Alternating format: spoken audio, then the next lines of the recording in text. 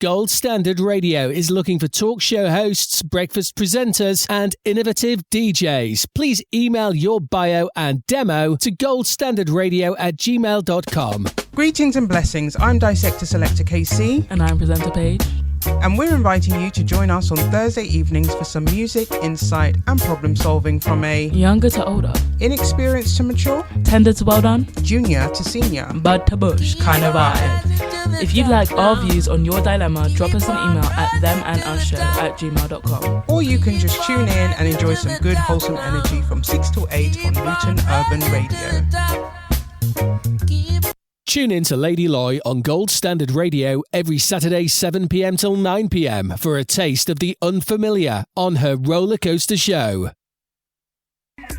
Salutations, I'm Dissector Selector Kae-C, here to invite you to join me every Monday from the hours of 8 till 10 p.m. GMT here on Gold Standard Radio. I'll be kicking off the show with the Sample Example Show, dissecting current tracks and taking them back to their roots on what I like to call a musical family tree. Following that will be the Support for Support Show, featuring new music, new artists, and more Dissector vibes. Don't forget to check out the segment Support for Support 7, where I feature 7 tracks from one artist, producer, or project to give it that extra kick. So don't forget, you can catch me every Monday from 8 till 10 p.m. GMT here on Gold Standard Radio. And in the meantime, why not head over to the website, dissectorselector.com. Dissector the selector, body see, no lie, can't lie. Tune in to Lady Loy on Gold Standard Radio every Saturday 7 p.m. till 9 p.m. for a taste of the unfamiliar on her roller coaster show. Good evening. What time is it? Conversations, you know we got it. Dissector selector, I bring the topic. Me tell you say it, I like the tropics. Music and good vibes with enough style in it. Presenter Page, keep the vibes in a lit. Your evening we comfy, put vibes in a it. Whether you're home at work or you're driving traffic, tune in, lock it. Tell me how you feel, yes you can speak what's on your mind. We all go through some things in life, I know you will be fine. Believe that we can make it if we try. I've got you, you've got me, it's whatever you decide. So let's just talk about it. Let's just talk about it. Let's just talk about it. Let's just talk about it. Hear me out, the amount of problems me have. Somebody help me out, get them problems I solve. Hear me now, ladies, hear me now, lads. A little conversation can help out a situation. Sometimes you're right, sometimes you're wrong. Sometimes we have no options, we got to be strong. I don't know, we can come to a conclusion as long as we sort out the situation. Yeah, so right now you're tuned into Dissector Selector Kae-C and Presenter Page for some music and conversations. It's a must, it's a must, it's a must. Then I must. Tell me how you feeling. Tell me how you feeling this evening. We all got something we believe in, leaving. So let's just talk about it. Yeah, we can talk about it. Why don't we talk about it? Kae-C Page, Kae-C Page and then some. Welcome one and all to the Them and Us show. Myself, Dissector Selector Kae-C, alongside me, Presenter Page, sharing a mic because there are quite a few important people in the studio. The studio is buzzing right about now, and we have, as usual, if you're a regular listener, we start off the show with a discussion surrounding a specific topic, and then in the second hour we will go into our dilemma. So welcome to the Them and Us show on Luton Urban Radio and on the replay on Gold Standard Radio. We have somebody who's back in the building after a slight hiatus. Welcome back, Sabehya. Hi, thank you so much for having me today. You're very welcome. And also in the building we have Pauline Reed, Pauline Catlin, even. We're going to leave the read out for today, aka Sheezie. Welcome. Would you like to just say hi to the listeners? Hi, Luton massive. Great to be here with Kae-C and Co. Fantastic. We also have Dianne and Haneefah. Do you want to say hi individually?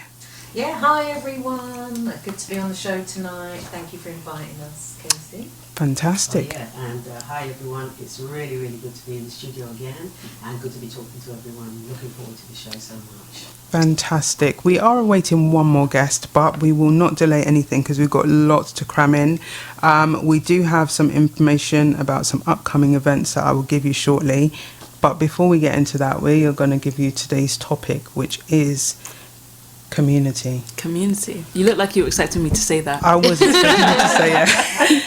It is community, and it's something that we speak about a lot on Luton Urban Radio, just because of our involvement in the community. We are the pulse of the community. We are the pulse. Love that. Love that. And so we're going to have a conversation about how these wonderful ladies have contributed to the community, what they're doing in and around, and also from another nationality's perspective. When Sabehya came in here today, I said, we've got the perfect topic today. Because what nationality are you, Sabehya? Bangladeshi. So Sabehya is Bangladeshi, and a lot of the time, us as Caribbeans and even Africans will look at maybe the Asian community and wonder what it is about them, why they can pull together, live together, have property together, have business together. And so, yeah, we're going to look to you this evening to see what we should be doing. Fantastic. So, Sheezie, if I come to you first, because we are very blessed to have you today. Are you over the jet lag? Oh, I am. I'm so blessed to be here. You know, there's always some hidden gems inside of Luton. Yes. And this is one of them. Truly. Thank you for inviting me. Thank you. And so, can I ask what you were doing in Jamaica? Was it musical or was it pleasure or? When I travel, it's always a bit of both. Mm-hmm. So I'm a Bajan, so I have family in Jamaica, family in Barbados, friends in St. Lucia. So, you know, being retired now. You don't Never would have guessed. You don't look old enough. So I'm at that time of life where I can perhaps have a bit more me creative time. Nice. So it's a bit of both. Okay. And have we got anything to look forward to? Any exclusive news that you might want to share with our listeners? Well, if you know about Sheezie, formerly Brown Sugar, I've just had a new release called The Healing Psalm, which you can find on YouTube. And if you search Sheezie, which is she, ZZIE, you'll find The Healing Psalm. And I've been spending a lot of time writing, so I'm looking forward to sharing a memoir early next year. God willing. Really good. Yeah. And how's it been writing that? Is it something you've done independently? Have you relied or depended on other people to kind of get you to put the pieces together? Have you written before? I write a lot of poetry. Writing is a strong point of mine. Mm-hmm. It's the first time I'm writing my memoir, but I have produced a book of poetry. I haven't had anybody to help me. It's been very cathartic, to say the least, you know, because I'm going right back when I'm looking at the kind of social and cultural and historical issues that surround us as a community. The memoir is called Remember Brown Sugar, because I talk about brown sugar as well, but I'm talking about us as a community. And, you know, I'm just hoping that I can do something beyond the memoir to bring it to the community. And you brought in that wonderful word, community. Very smooth, very smooth. I would also like to add that the other two lady guests in the studio know something or other about poetry as well. We do indeed. Yeah, we do. Yeah, She just put you right on the spot. Yeah, we do, yeah. So, Dianne, do you want to go first? Just introduce yourself to the listeners and what it is you do. Yes. So, I'm Dianne Thomas, aka Lady Dianne, and my background is in drama. I'm a drama teacher, theatre practitioner, director. So I've been involved in, you know, putting shows on, plays on, events on, supporting others with their shows. I don't know if you guys know Yvonne Michelle, who's recently put out Caught You in a Lie. So I've helped direct and support her tour and show. but also alongside with Haneefah, we have our own annual event for International Women's Day called Voices of Nubian Queens. Wonderful event. Which the lovely Paige came and volunteered with us. Yes. That was amazing. It was amazing to be at, to be fair. Oh. Thank you. It was good to have you there too. Yeah. Thank you. But that platform was where we were able to, let Black women's voice be heard, give them the opportunity to share their poetry, singing performances, vocal performances, dance. We had African dancers. We've had steel pans in the past. It's been 3 years, by the way, with this steel pans. What else has been different? Well, I think having the Lady Mayor the Mayor of Dunstable. The first Black Mayor of Dunstable. Come down and give our address. Amira. Beg your pardon, listeners. Yeah. Sorry to the listeners. Yeah. But so just trying to raise the voices of Black women in the community and surrounding areas, giving that support, to give them a platform. That's kind of what we wanted to do. That's been part of our journey, Fantastic. as well as creative writing as well, and having platforms for that. But you can say a bit more about. I was going to say, is there anything to add? Yeah, I'm happy to say that. Just on the back of what Diana said about the Voice of Nubian Queens, we had our unbroken and outspoken group, the ladies, the sister elders. I don't know if they all like to be called elders, but I call them the sister elders, who formed a group. We have formed a group with them, and they started out as a creative writing group, and it's continued to be. But now those ladies, those seven, 8 ladies, have been commissioned are commissioned now to do performances themselves, and we had them on the stage at Voices of Nubian Queens this March, and it was just amazing. They went down the storm. They ended the show. We had the young ones, the dancers, vibrant at the beginning of the show, and then we had our ladies come on and perform their poem, their Windrush poem. Awesome, amazing, wonderful. So we're just so proud of that. I'm a local poet, a spoken word poet, and I've been writing poetry for many years. I've published my poetry book, My Soul Purpose, and I've been involved with Dianne and with others in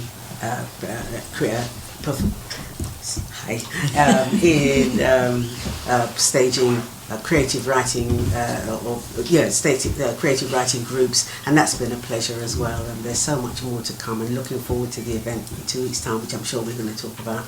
And it's all been very community focused. And before coming to Luton, I lived in London. I grew up in Luton. Which part of London are you from? Notting Hill. Okay. I have a long history of life in Notting Hill. Because I was born in the 50s, I'm aware and I have the feel of the riots in my bones. And we lived on Bramley Road, where sadly Brother Kelso was cornered and unfortunately died. So I have a long history of community work in Ladbroke Grove too, in Notting Hill. And so I feel very privileged. And then to have come to Luton nearly, 27 years ago, to have come to Luton and be a part of this community. Though I haven't got family here, I've got friends here, and I often recently I've been moaning to Dianne, my family aren't here, but actually they are here in the form of my friends. So community just fits right in for me in terms of what we're going to be talking about today. Friends of the family you choose, am I right? Yes, that's right. Yeah. Fantastic. And we now have Amira in the building. She's like, am I going to be on the visual? And I'm like, I think you're actually in a blind spot. You are in a blind spot. So Could she come join us? Or? Do you want to be on the camera? Oh no. You're going to be in front of the masses on the 27th. So, I'll be prepared then. So, Amira, welcome to Luton Urban Radio. We're just having a conversation about how individually you wonderful people are entwined with the community. What would you say, or would you like to introduce yourself first of all, and then a little bit about what you've done in the community? Okay, so my name is Amira Mitchell and I'm 21 and recently myself and my friend Kashima Williamson, we put on a fundraising concert for Jamaica, and it was in light of the hurricane, and we saw the community really come together and just show up and show out, not just for Jamaica but for the people of Luton. And it was really nice because it wasn't a really prolonged event that had a lot of advertisement. It was quite a matter of urgency, and everyone just came and did what they had to do. There was a lot of barriers that we faced, but thankfully we all could just work as a team and it came together. Fantastic. So when you're not contributing to catastrophes happening all over the world, what do you do as a 21-year-old in Luton? So currently I'm studying. I worked in a school for quite a while, and I worked with children with special needs and behavioural needs. And I'm studying child counselling to be able to help children express those feelings and emotions that they may not feel safe to even express. So that's what I do as a 21-year-old. As a 21-year-old, that is really amazing. Yes. Thank you. You're in the right place. Amazing. Sabehya, do you want to just step to the mic? You've been here a few times. Yes, I have. In fact, I think maybe all of you have been here a few times, right? So just for the guests or for the listeners and the guests actually, just introduce yourself and what you're doing currently with your journalism.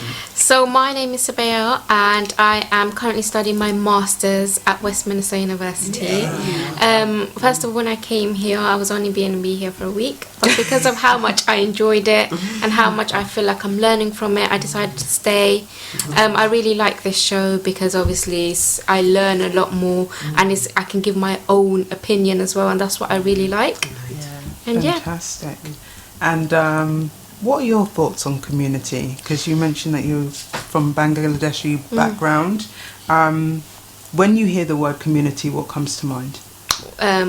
All together, that's what I think of. I mean, when you hear the word community, it's about supporting each other, guiding each other, helping each other. And I know from what you were saying, it doesn't seem like loads of people from different backgrounds do that. And actually in Asian culture and in general, I don't see that happening as well.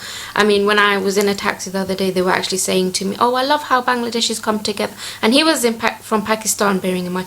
I was like, "Oh, we're all one community, this and that." He goes, "I don't think so, because he goes, when I go to Berry Park or town or something, I see Bangladeshis support each other. You know, if they need help, they're giving out contacts, contact this person." But he was telling me, like, as a Pakistani, I don't feel like that. I mean, we're just in a competition with each other. And I just felt quite sad. I mean, it shouldn't be like that. So I think we all probably face a little bit of that, regardless of our background. But it's interesting hearing that from you. Paige?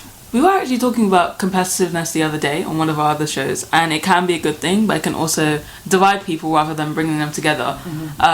Whether it be in something like sports, where it's sort of in people's nature to be competitive, or whether it is in communities where it's trying to sort of best each other rather than trying to lift each other up. And I think part of being part of a good community and a functional community is when one person goes up, they bring everyone up with them rather than just trying to race to the top by themselves. Because if you race to the top by yourself, you're not going to have anyone there to support you. You're eventually going to just fall back down again to where you were before. And then no one's going to want to help you because you didn't help them. So. And I think we call that the crab in a barrel. The crab in a barrel. Yes. So for the listeners who don't know what that is, if you envisage a barrel with some crabs in it, they will all be clambering on each other and pulling each other down rather than working together to possibly build a little step up to get out the top, and then the next one will crawl on the next one's back. And it's just a mentality that we need to shake. Definitely. So the event that we have coming up, or Heritage Associates have coming up, is the Windrush Awards Fundraiser It's a dinner and gala dance, and it's taking place on Saturday, the 27th of June. Doors open at 5:30, and this is taking place at Venue 360, which is Riverside Suite, 20 The Gypsy Lane, Luton, LU1 3JH. It is a dinner and dance, so dinner will be served at 6 p.m. and finishes at 8 p.m. So as advised previously, don't turn up at 7:30 and be expecting your meal, because you won't get it. Gala showcase and dance starts at 8:30 and finishes at 12:30 a.m. The early bird tickets were £55 for the dinner and gala showcase. I'm aware that there was a bit of an extension on that. Whether that still exists now, I'm not sure, but you can have a look on Eventbrite if you put in Windrush Awards Fundraiser. And there's also a ticket hotline, 07956 569 638. That's 07956 569 638. So Sheezie, coming back to you, what can we expect on the night? Well, a little bit of going back to the 70s with Brown Sugar, and then coming forward with Sheezie. Nice. From the beginning to present day. Yes. Amazing. And what do you two ladies have in store? Well, I have been asked to actually help to host the event. Okay. There's going to be a few hosts, apparently, so I'm going to be helping out with that. Also, alongside, as we talked about, the older sisters that we've done the creative writing with. We're doing a group poem. Because it went down so well at our event, it was a Windrush poem. Everybody loved them, so we were asked to actually perform at this event, so we're going to be doing that poem with them as well. And I'll be performing some poetry myself for the event too, so I'm looking forward to being a part of this lineup here, this lineup of Luton lovelies, really. It's just wonderful, powerful singing, and no doubt some spoken word, and just some powerful speeches really about legacy and community, because without community, without that Ubuntu, that spirit of I am because we are, without that, where do we stand? Who are we? So community and legacy, which is we're celebrating, it is in celebration of legacy and community. Without that, where would we be? So it's so important. So I rate Bob Baker for actually putting this event on, and for reminding us really of the importance of us coming together as a community to celebrate what's gone before, what is now, and what's to come. Because that's it. It's good that we're here now. That's great. But it's the what's to come that's important as well. So this is going to be a great event for that, I think. Can I just add to that? I know we're going to be going to Amira, but just to big up Amira, because she also has performed at our event, I think in the second year. Yes. But sadly, the fire alarm went off, so it got stopped during Amira's song, and so we were like, we've got to get her back this year. And people asked for you. Yeah. They asked as well. They absolutely asked for you, and it was like, if we didn't bring you on, they weren't coming. They just weren't going to come. Honestly. But sadly, you were unwell, weren't you? So next year, Amira will be back.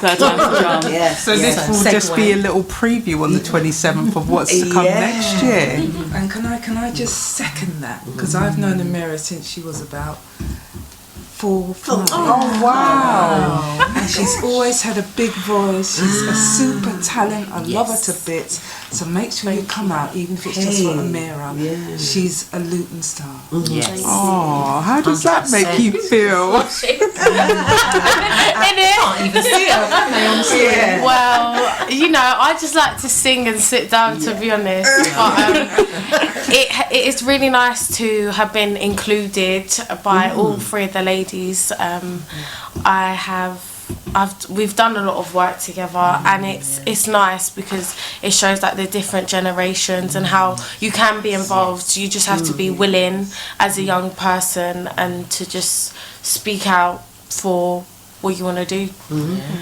And the song that I will be singing, I like songs that have a message and that are moving and you can connect to. And the song that I will be singing is called I Know Where I've Been, and it kind of tells a story through time, and regardless of your race or your gender, that you can be so much more than just those things. So I look forward to the day to be able to sing the song.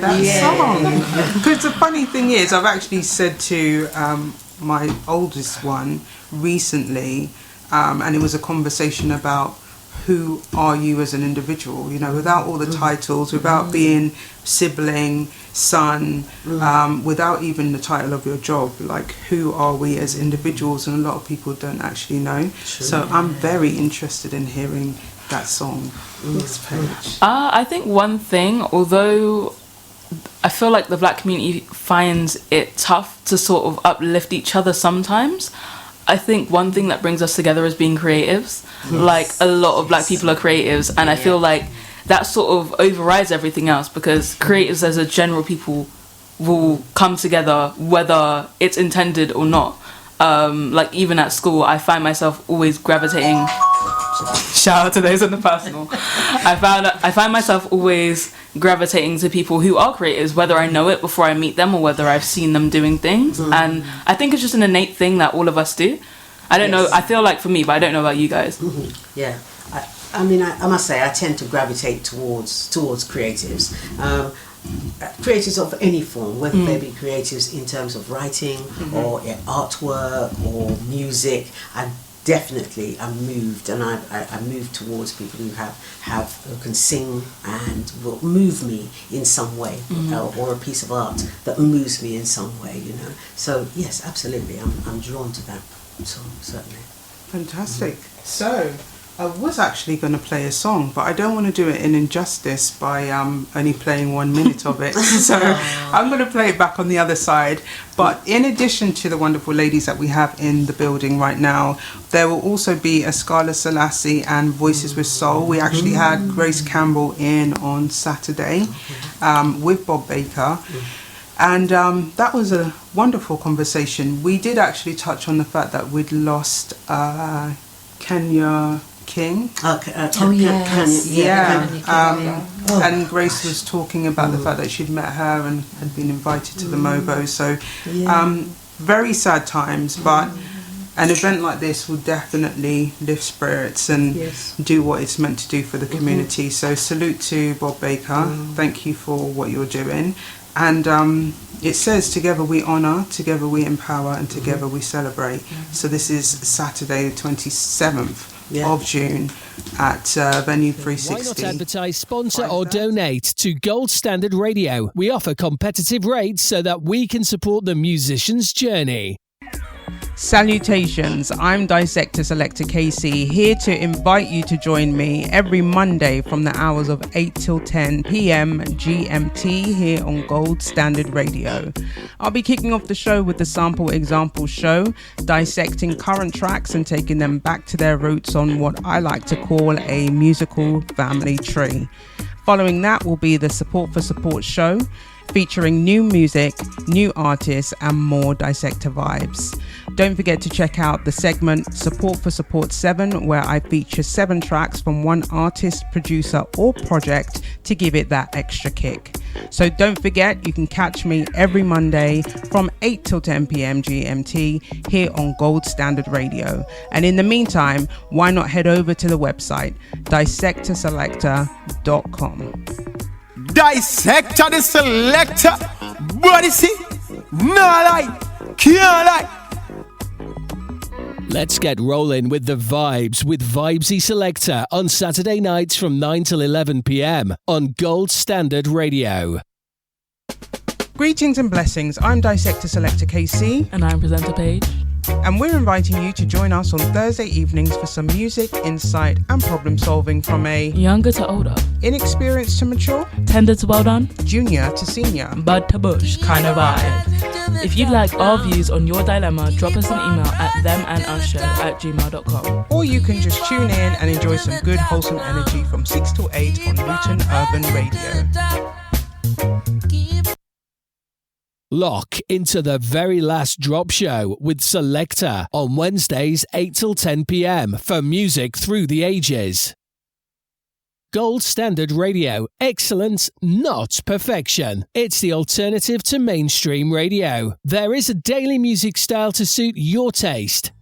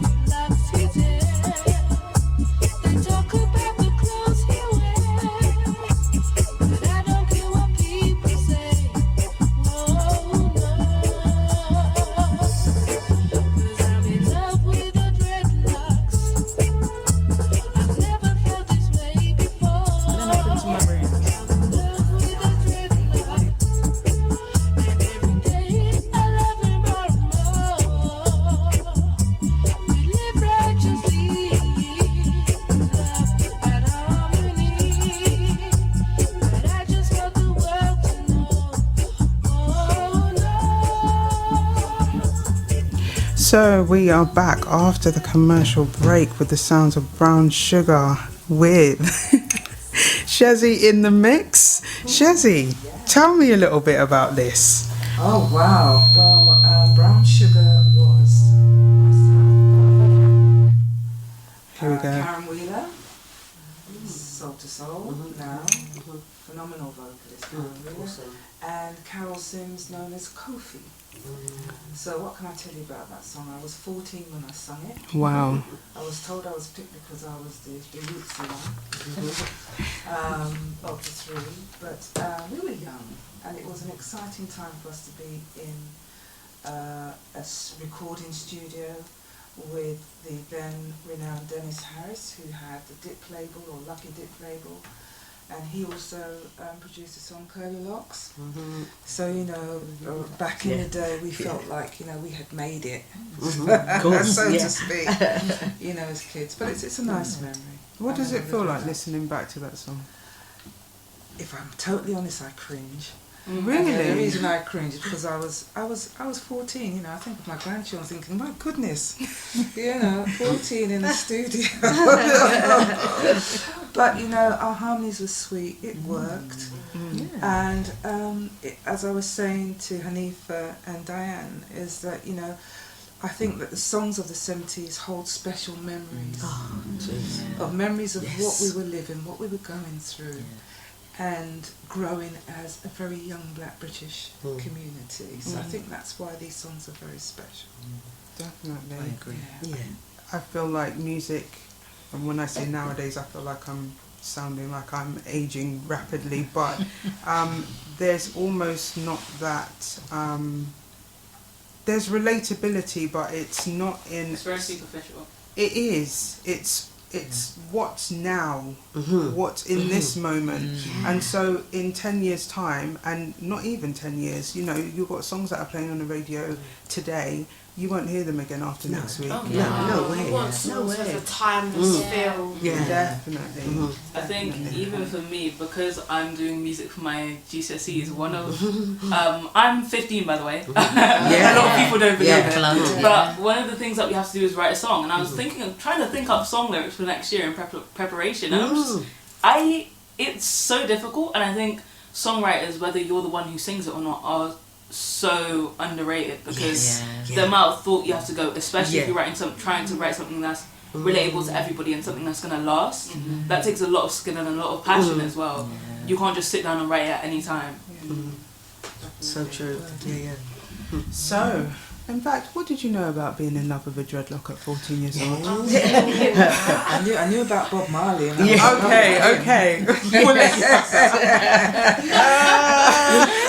That's okay. And what else did you need to know? Exactly. Hello.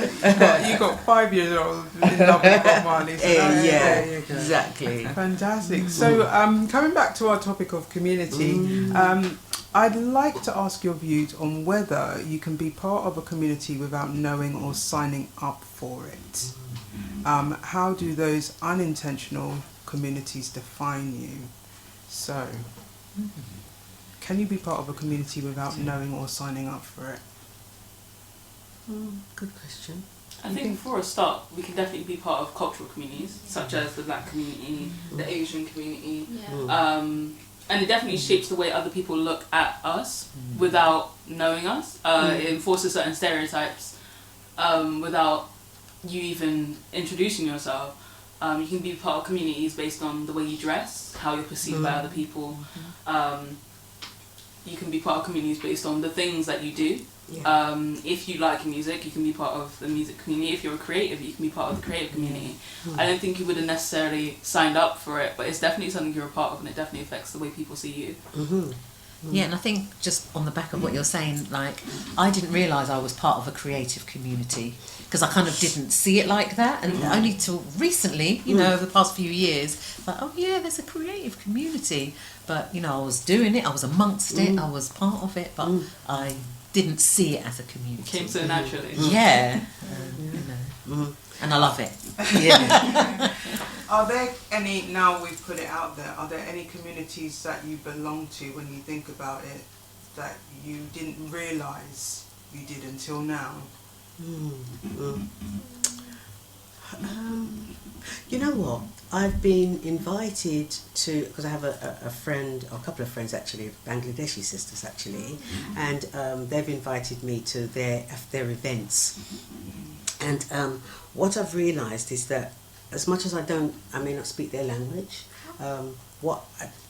because the events I've been to have been creative events, writers and performers, we kind of have a language there. There's a language that we speak as creatives, that the meaning of what they're saying may not necessarily, I don't know word for word, but I can feel part of what they're doing, I'm part of their community at that time. I recognise that as an African woman who passed through the Caribbean, whose parents passed through the Caribbean because of the situation, I realised who I am, and I identify 100% with my African Caribbean community. That's what I am, that's what's in my blood. But I do recognise that I can be, for a time, for whatever time it may be, or wherever we might be, I can be part of other communities and enjoy what they're doing, be a part of, while retaining my own identity and my own sense of my African Caribbean community. And I think that's just so important, that's so powerful. And when I'm in those communities, the Bangladeshi communities, I represent myself. I don't try to be anybody different. I am who I am. And take me as who I am. And that's interesting, being who you are, but in a different community. That may even look like wearing African garb Yes. to an Asian wedding, for example, or even wearing their attire. Maybe in some African fabric, but their style of clothing. Yeah, it's really interesting. Do you feel like you belong to any communities without really? You belong to LUR community. Yes. Yeah, I mean, it's just including one another, making them feel comfortable, like I said, to make them actually feel like a community. Like, let's just say someone else goes in looking differently. It doesn't mean, like, you know, oh, we shouldn't talk to them, we shouldn't approach them. Make everyone feel like they're together. And like she was saying, like, you are who you are. You can't change that no matter how much you try to act like them. Can I just add though, I'd like to big up my church community because since coming to Luton, church has been very much a part of me. Right. But within that environment, I still maintain my own identity. Yeah, so I don't think we can exclude church as a community because it's done so much locally, historically, regardless of the denomination. You know, it's kept community together. So you know, for me, that's very important. I feel like some people associate being part of a community as losing your own identity, because they feel the need to conform. Like, I think my school considers themselves a community. They don't require us to conform in some ways, but a conversation we've had amongst us as students and as peers is how even though you may not be under necessarily explicit pressure to conform to that school community, there are ways that they sort of make you conform and make you go with the flow, such as uniform, for example, such as maybe even certain trends within the school. It may be subconscious, it may not be intentional, but it's still there. And I feel like that can also happen within communities outside of school, because I feel like the world in general is just school on a bigger scale, and it teaches you lessons that you may not be ready to hear. And there's definitely things that happen in school that I have noticed happen on a bigger scale in the world. Taking trends for an example, what people like to say. You may have your little isolated slang within the school, but I've definitely noticed that outside of school there will be sometimes where people my age will say things to me and I won't understand it. To people older than me won't understand it. And that's just a prime example of how being a part of community can sort of make you conform in certain ways, which can be a good thing and it also can be a bad thing. And I think I just want to add, because you've brought me back to school now, I remember being at school, and because I was only one of the black teachers there, when it came to Black History Month, it was always, okay, oh yeah, that's the black teacher, so let's talk to them about doing something for Black history. And I Not think, the history department. so because you're black, right, you're black, part of the black community, so you will know what to do, and you can, you know, and then it gets pushed to you to deliver, you know, that particular thing. And I think so that kind of gets, I think, forced on in terms of thinking, oh yeah, they're part of that community, they can do that, they can, you know, show up and show us what to do, you know, when it might not necessarily be the case. Yeah, definitely. You can be a black person and have no understanding into events or organising, and it's like you say, the colour of your skin determines that you're the person for the job. Exactly. You could be a black person, adopted, raised in a household that isn't part of the black community. You may not have any knowledge, and it's just being forced upon you. Definitely. What about you, Amira? You studying at the moment? Yeah, I mean, I'm a lone wolf. I kind of no, I just do what I want, really. So wherever I find myself, maybe I'll be in that community for the time that the lesson or the period is for, and then afterwards you don't always keep contact with people, but you've established those relationships, which is very key, I would say. And I think the main thing that stood out to me about the whole community is identity, because you have to know who you are and where does that building of self start. What is self-love? What is your identity? Because for everyone to bring different things to the community, you have to know who you are. But I think you also have to have that element of understanding that not everyone is going to be like each other. Not everyone's going to think the same. And But you have to have that level of understanding, and that has to start, I think, and this is the whole child counselling coming in. It has to start from a child. Who are you? Where do I come from? What is my history? What does my name mean? And oftentimes when I meet new people, I'll ask them, what's your name and what does your name mean? And I think that's a good place to start. Yes.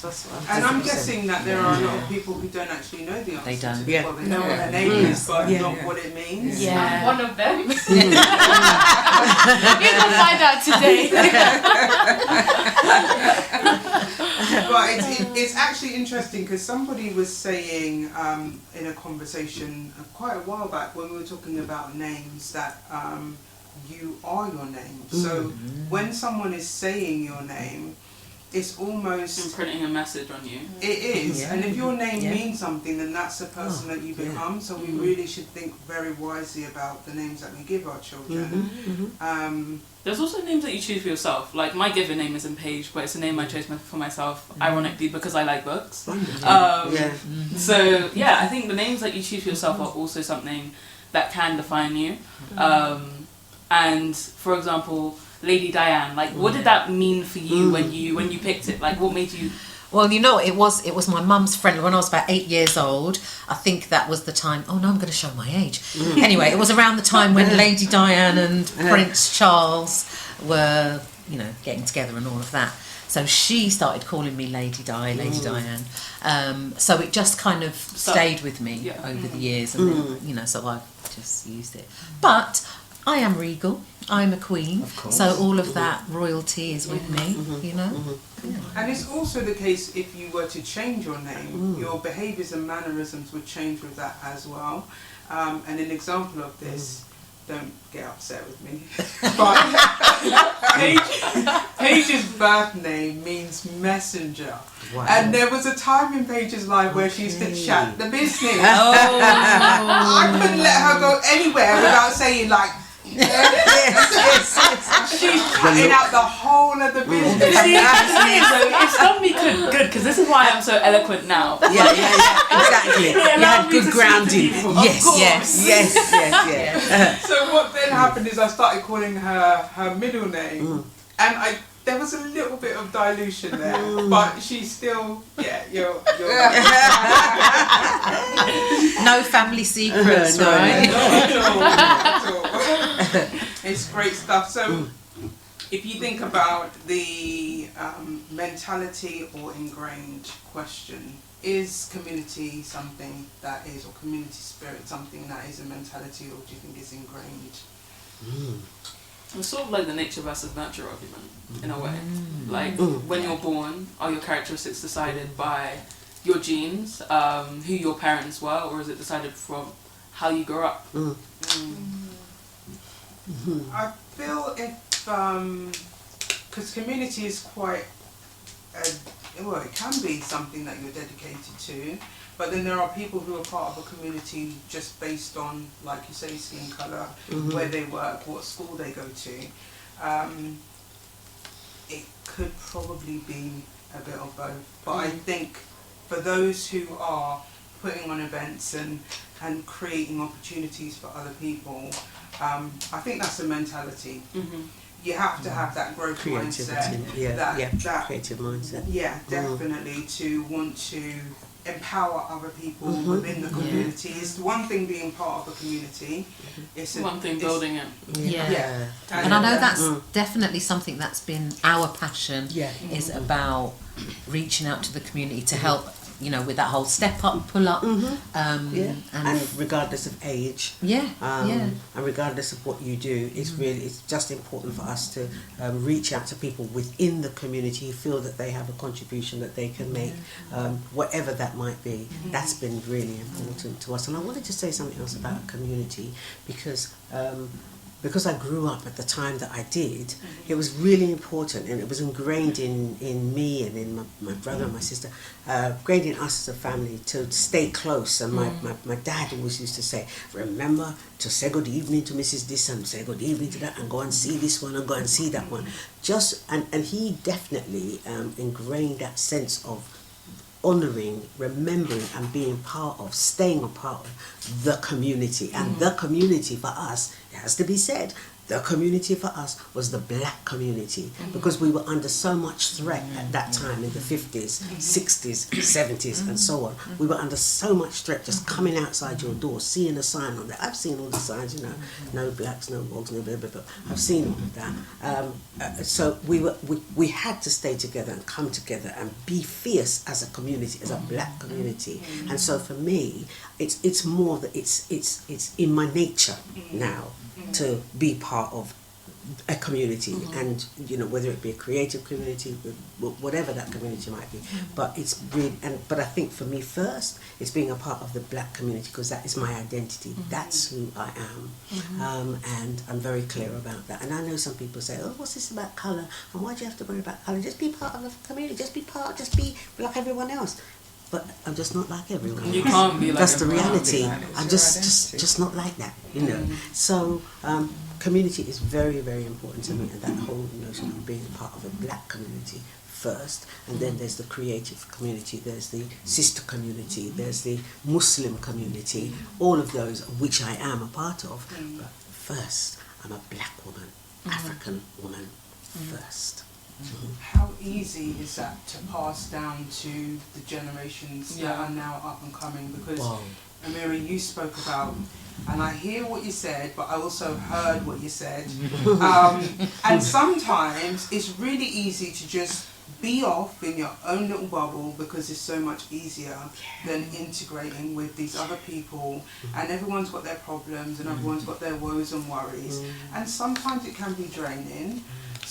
How do we, for those who prefer just to be one away and by themselves, keep to themselves, how do we encourage them to get involved, to be part of, you know, events, socialise, even step out of the box and maybe, like in Amira's situation, make those connections that are made in college count outside of college?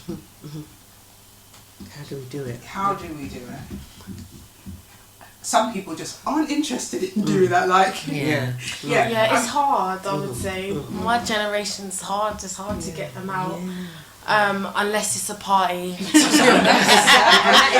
that is exactly what I was like, we don't have meaningful conversations, do we? How about you? 24. Yeah, we don't have these meaningful conversations that you sit down, and there are some podcasts out there, but then it's like, how empowering is this? It's not very. It's either men putting women down or women putting men down, and that is another big problem, because it's like, how are we gonna build? So I don't know, I don't have the answer to that, because my generation is hard work.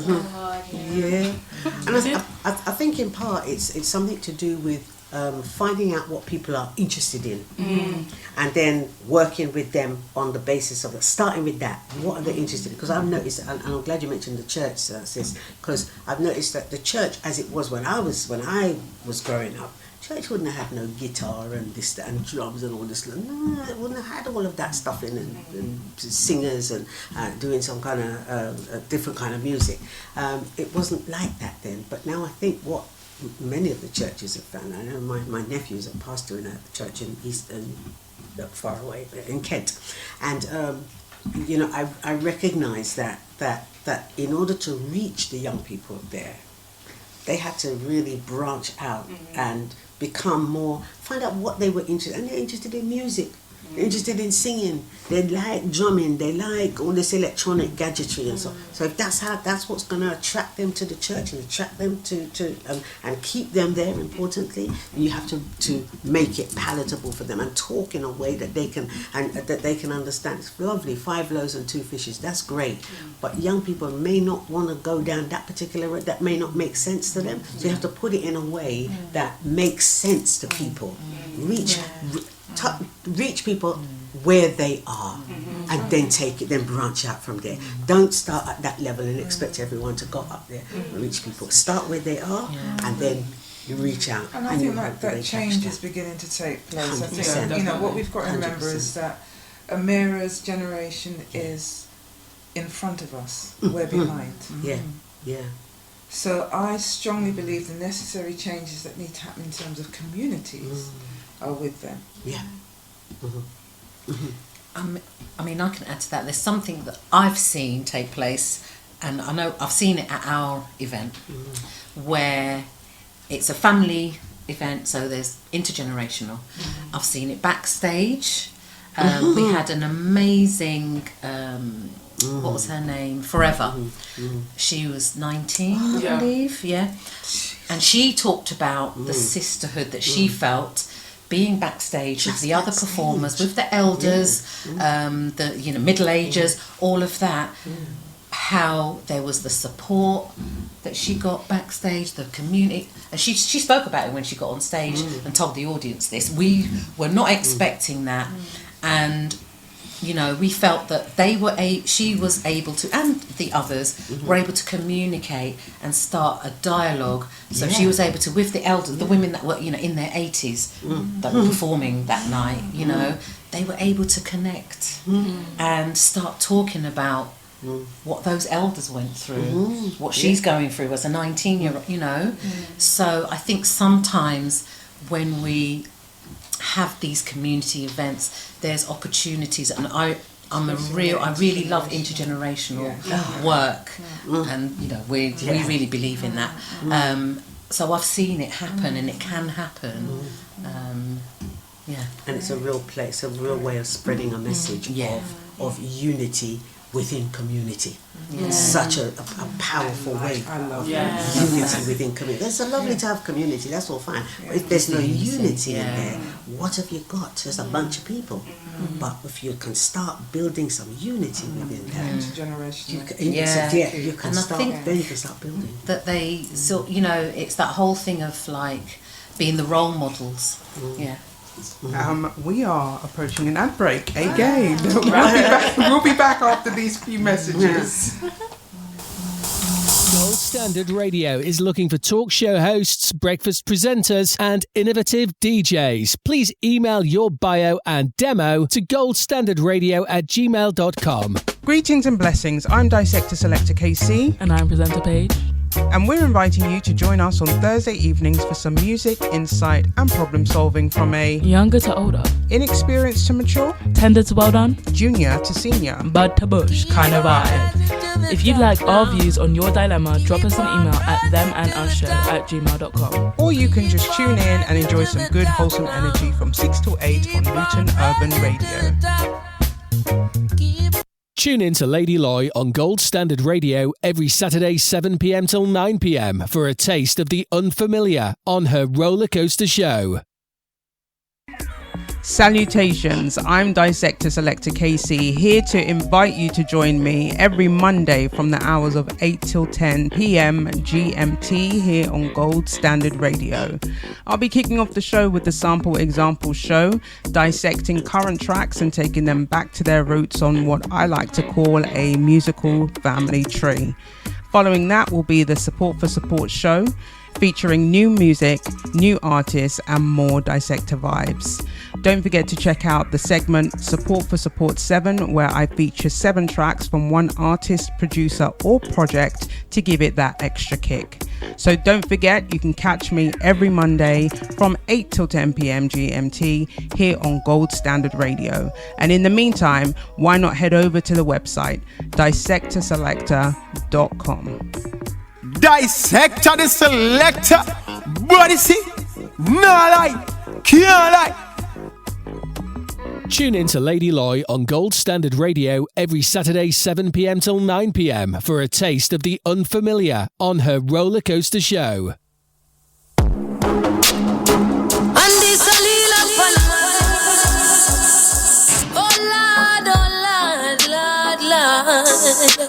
Oh gosh. Thankful for the blessings that are falling on my table. Learning all my lessons, now I'm willing and I'm able to do just what I can. As humble as a lamb, working towards a goal, and we give thanks for helping hands. Pray for health and strength, a life, for length and peace of mind. Good people and good vibes, we give thanks every time. In every single line, even if it no rhyme, I go sing redemption songs to the people when I think of where I'm coming from. Look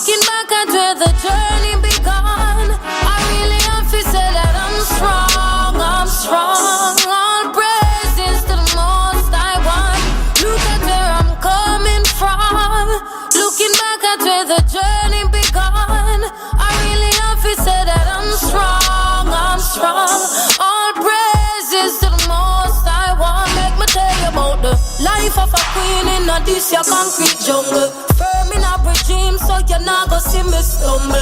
Mama said no come a town and mix with dirty bungle. See they know me just surprise and summarize and some humble. Out of Christiana, yes me left go look for mine. Never sell me soul, me settle down and take my time. Do it for the love, so naturally the light that shine. Now me realize it's by design. When I look at where I'm coming from, looking back at where the journey began, I really have to say that I'm strong, I'm strong. All praises to the most I want. Can I tell you where I'm coming from?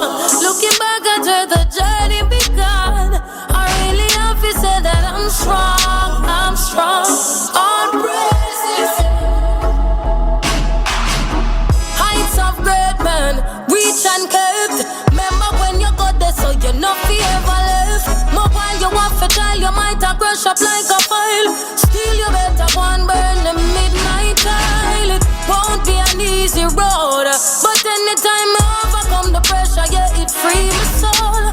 Cause you will never give me more than I can bear. So tell me when I really have to fair. When I look at where I'm coming from, looking back at where the journey began, I really have to say that I'm strong, I'm strong.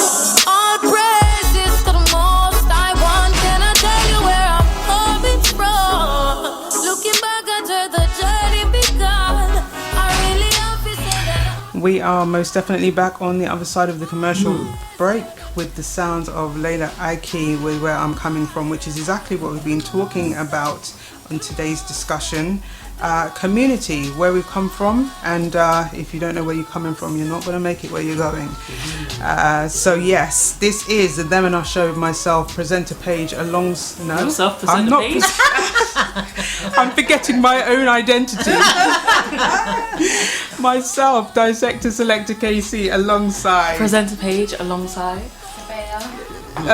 Sabehya, alongside Amira, alongside Haneefah, alongside Lady Dianne, alongside easy all around the studio. Amazing. It's been amazing having you guys in, and we have been speaking about the Heritage Associates Windrush Awards Fundraiser dinner and dance taking place on Saturday 27th of June. Doors open 5:30. It is at Venue 360 Riverside Suite 20 Gypsy Lane. Postcode is LU1 3JH, and if you'd like some tickets for that, get in contact with Bob Baker on 07956 569 638. I think on that note, it might be fitting to just give the telephone line. Yeah, our telephone line. Yeah, our telephone line. Oh, we haven't done that. We haven't done that. It's been a bit naughty. The studio line, if you want to get involved, is 07908 974 543. That's 07908 974 543. As I mentioned Bob Baker's name, I thought it might be fitting for you ladies to kind of tell me how you met Bob and how you got involved in this event. Mm-hmm. For some of you might be casting your minds way back. Yeah. So I met Bob. I can't even say how long ago. It feels like forever because Bob is that kind of brother. Really, he kind of like when you meet him, he's kind of so big and so open with you, and so like sister. And I think we're of the same, more or less the same generation as well. I don't know, but I feel I can't say how long I've known him, but it's a few years. It's going back years, and so I like to support him in his events, in some of his events anyway. And this is a particular one that once you say to me legacy and community, a celebration of legacy and community of Windrush, I'm just for that as well. I'm for that. So how did I get involved in this event? I got involved because Bob asked me, invited me to be a part of it, and me, not just me in my role as a spoken word poet, but also in my role with Dianne, with the Windrush ladies, Unbroken and Outspoken. So once he'd given that call out, that was fine for me. Come along and just be a part of it. Yeah. How did you meet Bob, Dianne? Yes, I've known him from I was a young girl, like from a teenager, just from him doing youth projects and having, the youth clubs at the time. I didn't really go as such, but a lot of my friends were kind of under his mentorship, from back in the day. So yeah, I've known him since teenage, and again, especially like anything fundraising for our community, Bob is I'm happy to be part of it. So when he said, it's a fundraiser, can you help? Can you be part of it? And I'm happy to support. Sheezie. Wow. Well, not many people know that I came to Luton about 25 years ago for a job working with the Arts Council. So I was running a project right across the whole region, and I had certain initiatives going, and Bob was a part of one of them. So that's how I met him, and then found out he was a die-hard Brown Sugar fan. Yeah. So my background's in the creative sector. Amazing. And how was the approach with this event? Was it like Sheezie? We've been very good friends. I love Bob's honesty in terms of what he does for the community. His heart really sits with the community, and he understands the issues, the struggles, and just wants to do something good. And I'll always support Bob. Fantastic. Always. Yes, Paige. I would like just to mention very briefly, because we need to move on to our dilemma, that I feel like everybody here at one point has talked about generations, and I think with community, despite there needing to be differences between generations, I feel like there still needs to be a sense of continuity. It can't just be we have a new generation and we scrap everything the last generation's been taught, because otherwise you're just going to carry on making the same mistakes that the last generation may have made, or the generation before that, and you lose the knowledge and wisdom that comes with listening to the people older than you. But another thing that I maybe slightly controversially don't believe in is, I believe in respecting your elders, but only to a certain extent. It's not automatic. When I say your mum. When I say that, I don't mean that I'm not going to listen to my elders. I mean, I will listen to anybody as a baseline. I will give anybody respect as a baseline, but for me, you have to earn the respect on top of that. Like, I have a baseline level for everybody, and if you want to gain more, then you have to earn more, if that makes sense. I'm just listening. You're taking Love it. But yeah, Amira, let's talk about you and so when did you first meet Bob? So I met Bob last year. Okay, you're a newbie. Yeah, I'm a newbie. Part of the Bob squad now. Yeah. Bob squad.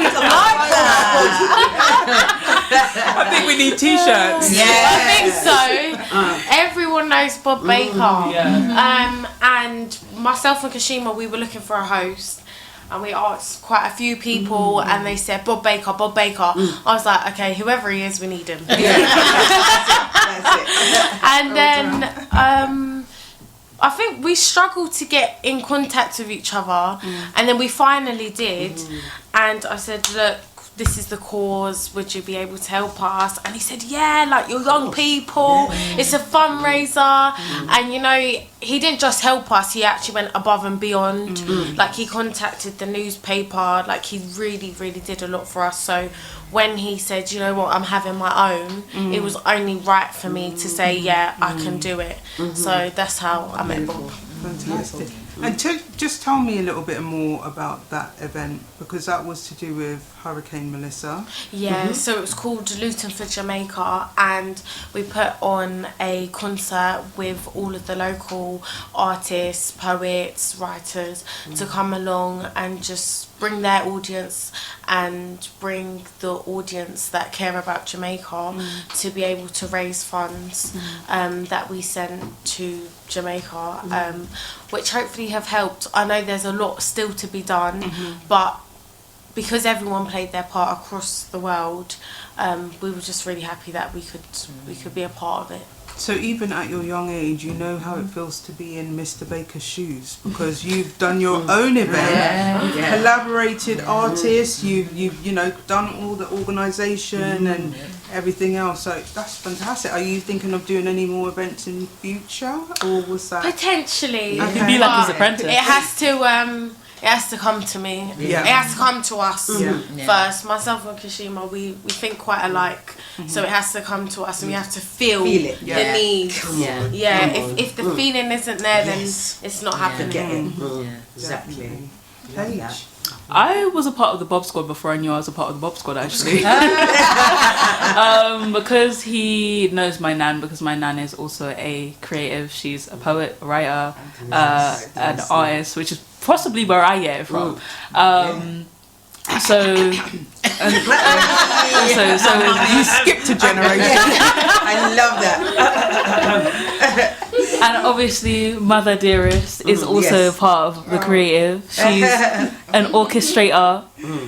She's a personal assistant, a manager. Yeah. Let's get back to the show. But I met Bob Baker through my nan, and I didn't know he was, Bob Baker. And funnily enough, I saw him, and he introduced himself again, and I was like, he introduced himself to me quite thoroughly, and I wasn't sure why until a couple of weeks later. I said, I saw this guy called Bob Baker recently, and my mum was like, you saw Bob Baker? I was like, who's Bob Baker? So now I know who he is. Weren't you in the bank? I was in the bank. She was in the bank in the queue. Oh, right. And she's telling me she's talking to this man. I said, I beg your pardon. Yes. She said, no, he was okay. I said, they all think they're okay. But yeah, it turned out to be Bob Baker. Yeah. But yeah, amazing. So we would like to thank you, Sir Bob Baker. You The haven't Bob said how you met Squad. Bob. I think possibly in a similar way to you. Have you met Bob I was Baker? going to say, Sabehya? had the pleasure. This is his picture here. You might have seen him in and around Luton town. You will definitely see him on the 27th if you come to the gala. Yeah, I'm going to be on holiday then. Oh, okay. You can watch it remotely. Yeah. Will there be? I'm hoping there'll be video footage. I'm sure he'll have video. We will have to make that happen. We've had videographers on this show, so if there's any of you listening and want to, lend your camera for a few hours, I'm sure Bob will be overjoyed to have some footage taken. But there will be DJs, DJ Lee Drummond, Mr. Fix-It, Trainer, Rolex, Turning Point, GQ, Edwin P, Gram Zone, DJ Tugs, Sister Candace and Ricky Ninja. There's poetry, there's a fashion show, music, elegant ambience, auction and prizes. Like it's there's a everything lot going on. When they hit you with the elegant ambience, you know you have to be there. You've got to be there. And you've got to look right as well. Yes. Definitely. Do you ladies have your outfits? Yes, I do. Oh, I don't normally. Yeah, I'm not prepared at all. Okay. No Something will pressure. happen. Something will happen. It said black and gold, or I think it was red it's and on white. there, isn't it? Something like that. So the flyer is actually black and gold, so I feel like that's got a bit of a hint, but bring your wonderful selves. It will be definitely an evening to remember, and we mustn't forget the reason for the event as well, which is the Windrush Awards fundraiser. So Bob mentioned when he was on Saturday that in October is when he's hoping to have the actual awards. So this is a fundraiser to help to go towards that event. In addition to that, Luton Urban Radio is also hosting their Father's Day event. Do you want to do this one, Paige? I shall do this one. Right from the top. What? Thank you. It is also in conjunction with the Windrush weekend. It's from 2 p.m. till 9 p.m. on Sunday, June 21st. It's free entry for the whole family. All generations are welcome. The nearest parking is Lee Gray train station and Sundon Park Road car park, and there is limited parking, so please make sure that you use public transport if possible. I don't know what my words are doing today. It is at Fidel Gastro's Marsh House, which is where we are currently, Birmingham Road, LU32SR, Luton, and it will be hosted by IB Giant Killer with live performance by Scarlett Selassie, Little J, the Peter Hunnigan Band. Nursey Desi from the Mary Seacole Association will also be performing her story session live, plus other guests on the day. There will be a special focus on health with advice and support from professionals covering dementia, prostate cancer, hypertension and more. Sounds good. You forgot the dominoes and the ludi and all that stuff. Oh, there is a dominoes competition. Table tennis, bouncy castle, face what? painting, stalls from local vendors. Forgot all the exciting stuff. Food and drinks and snacks. But yes, there will be Ludo and domino competition. So if you want to get involved, that's going to be hot. Yeah. Oh my goodness. I did say to Bob, are you a domino smasher? You know, one of the ones that make Mash Tables, right. He said, that's the whole point down the list. That's the point. That's the point. Yes, that's the point. That is the point.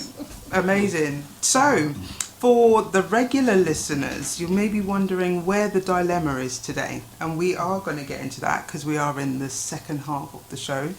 And fortunately, we've got some guests who are going to help us out with this dilemma, because it's usually just mine and Paige's point of view. That's why we called the show Them and Us, because I give like the older perspective. Paige gives the more... The terminology is a sensitive area. It is, because Paige is quite mature in her reasoning and rationale. Sometimes I want her to give the younger perspective, and she's just like, you need licks. And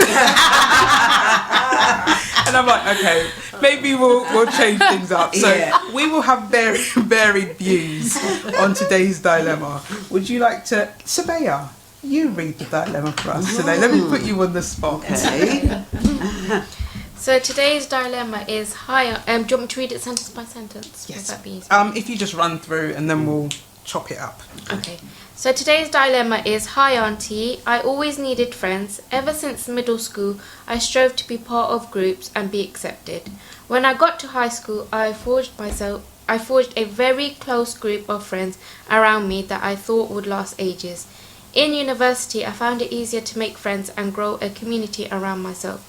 However, now in the last years of my degree, I feel like I'm withdrawing from everyone. Human connections seem tedious to keep up with, especially as I plan my life ahead and people are becoming entirely disappointing.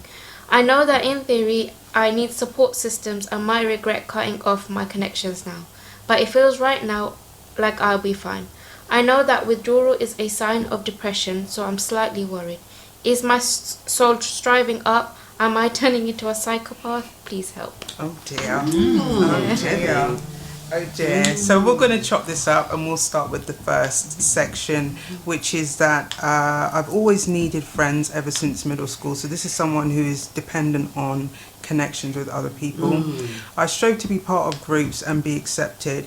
When I got to high school, I forged very close friendships with a group of friends around me that I thought would last ages. In university, I found it easier to make friends and grow a community around myself.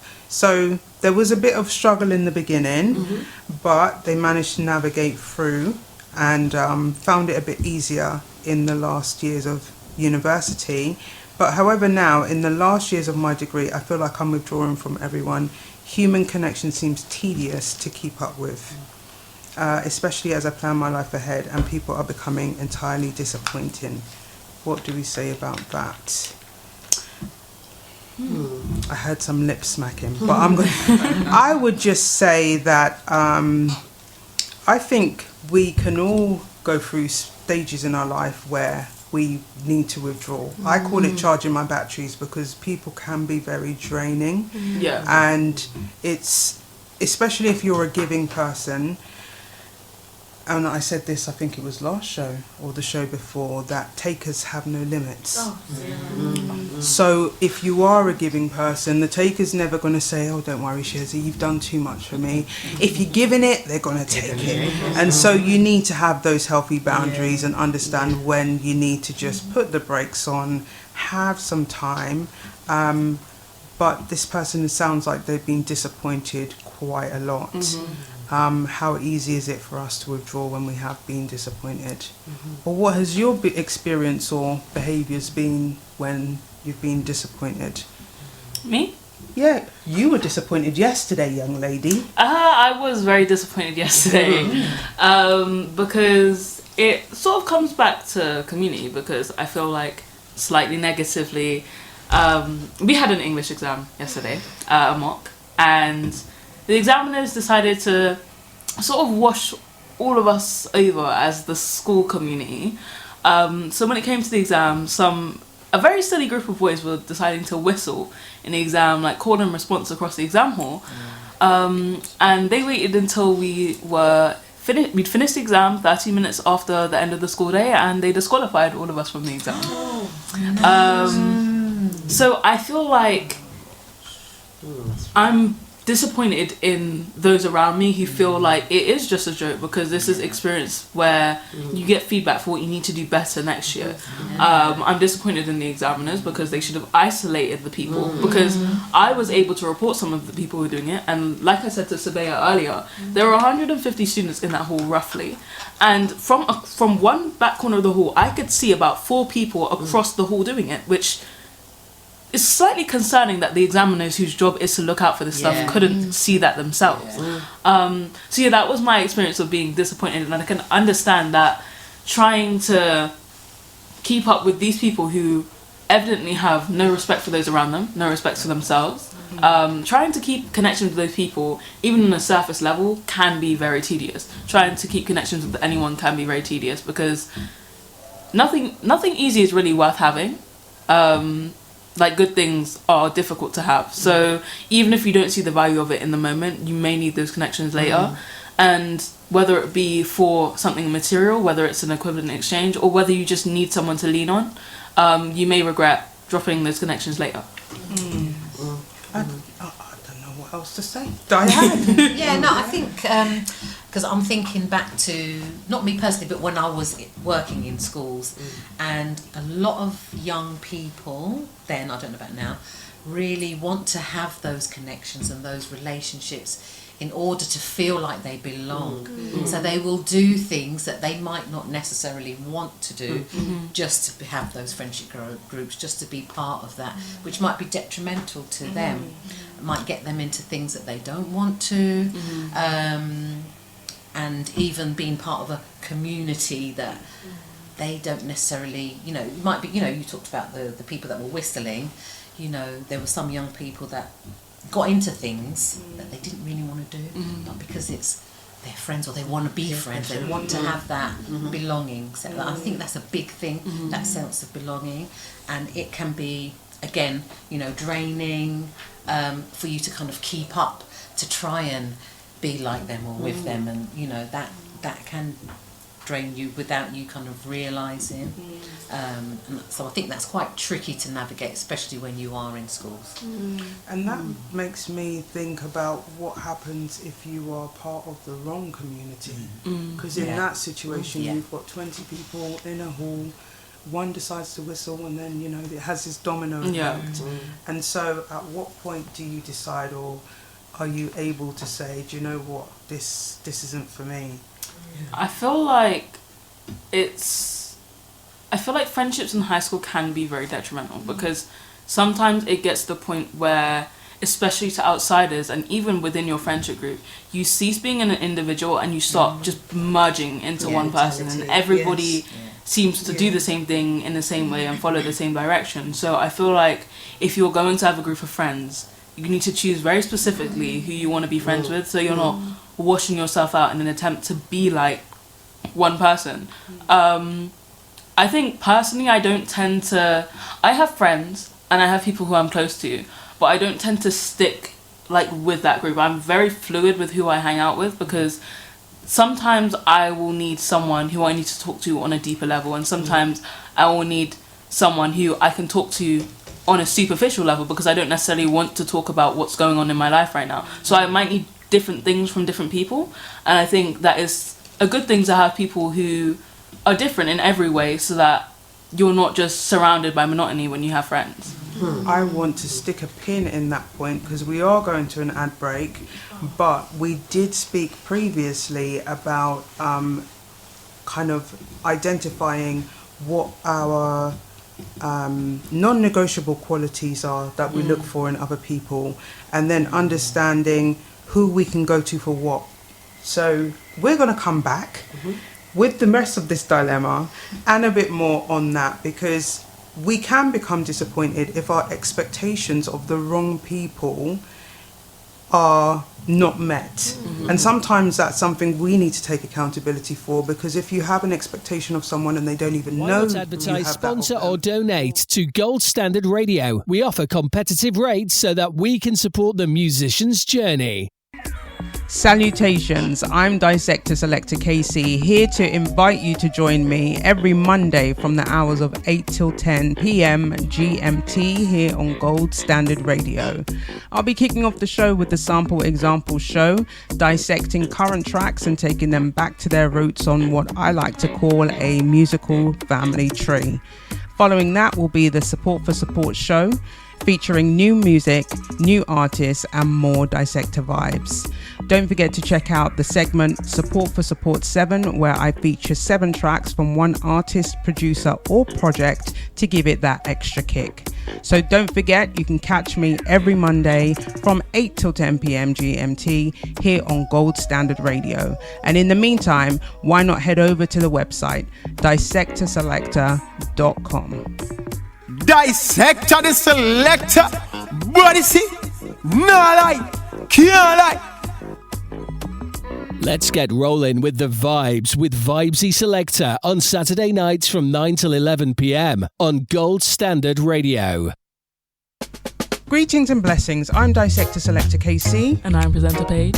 And we're inviting you to join us on Thursday evenings for some music, insight and problem solving from a younger to older, inexperienced to mature, tender to well done, junior to senior, bud to bush kind of vibe. If you'd like our views on your dilemma, drop us an email at themandusshow@gmail.com. Or you can just tune in and enjoy some good wholesome energy from 6 till 8 on Luton Urban Radio. Lock into the very last drop show with Selector on Wednesdays 8 till 10 p.m. for music through the ages. Gold Standard Radio. Excellence, not perfection. It's the alternative to mainstream radio. There is a daily music style to suit your taste.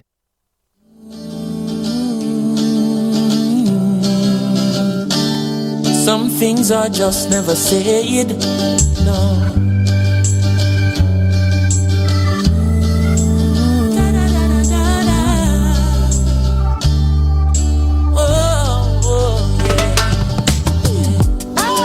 Story of my life, ordinary person just like you. If you take a look inside, you see the great things that people do. Changing lives day and night, but nothing I do ever makes the news. Still I have to do what's right, to the King of all kings, all praises due. Yesterday I was on a train, a little boy asked me my name. He said, sir, I've seen you before, tell me who are you? Said I am a legend that you never heard of before. I said I am a lion, but you never heard me roar. I am a hero that nobody celebrates. But if one person remembers my name, that means I made a change. I'm the man who cooks the food and feed the street people in the afternoon.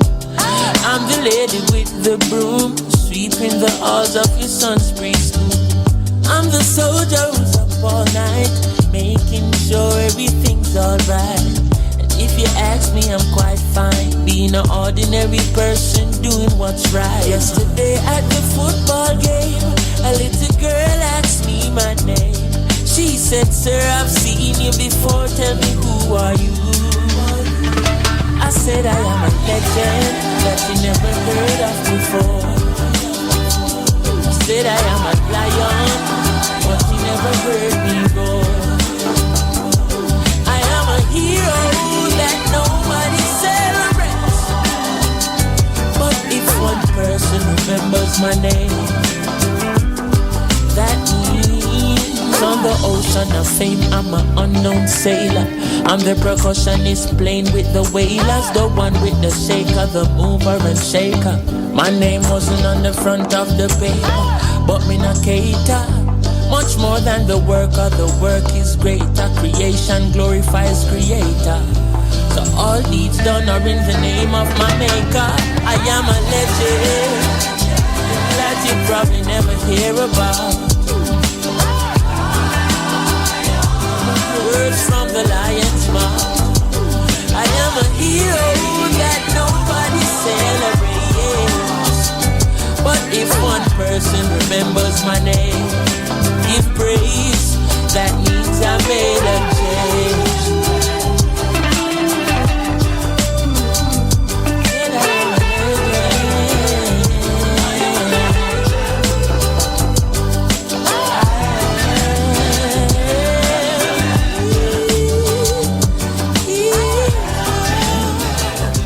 We are back after the commercial break with myself, Presenter Page, and That's the wrong order, babes. the wrong order. Well, I am starting. It's a bit unusual for me to start the segment. Go on. Myself, Presenter Page, and Alongside. Dissector Selector. This is why the roles are usually different. Bit of role reversal.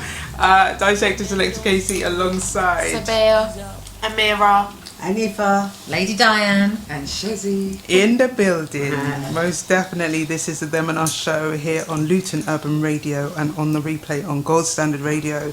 Thank you all for your listening ears. I need to send a shout out if you are catching this show on Luton Urban Radio and you've been locked in from early as I was. There was Peter Terry with the Real Deal Breakfast Show. I'm loving that on my drive to work. We are on DAB, so lock us into your vehicles and enjoy on your drives around the capital. 10 till 12 was the LUR mid-morning rise. 12 till 2 was... skipped McConan. Oh, I'm not even reading the right one. Oh dear me. Again, this is why we usually drop the order. Rewind and come again, my selector. Right, we started off with Peter Terry from 7 till 10. That was followed by McConan 10 till 12 with the International Book Show. Following that was the LUR Midday Vibes from 12 till 2. 2 till 4 was Bushman, big up yourself most definitely. 4 till 6 was Goodfellas, enjoyed that on my drive in. Up right now is a Them and Us show in our last quarter, and following us I believe is that for surety? It is for surety. For surety, Hyperspice with the Spice Rack show, and that will be concluding our day with G-Chai Surge's Oldie show from 10 till midnight here on Luton Urban Radio. If you're catching us on Gold Standard Radio, you'll be looking out for Lady Loy's roller coaster show coming up after us. With the inter-outer international vibes. Inter-outer international vibes. Love it. Most definitely. Yeah. Chip off the old block, she is. Fantastic. So, in the final part of our dilemma, and we've spoken about how disappointing people can be. And it sounds ever so slightly pessimistic. I feel like we also need to talk about how people can show up as well as also not show up. So maybe we'll leave that for the last bit, because we like to leave our listeners on a little upbeat, uplifted.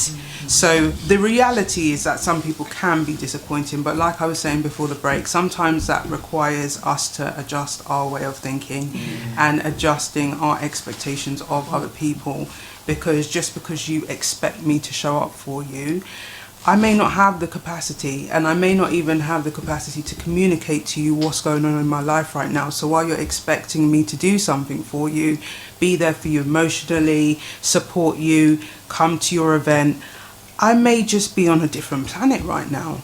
And because I've not communicated that to you, you then feel disappointed and it creates an issue. So we need to also keep that in mind. Communication is key. Most definitely. In the final part of the dilemma, she says, I know that in theory I need support systems and might regret cutting off my connections now, but it feels right now. So it feels right now like I'll be fine.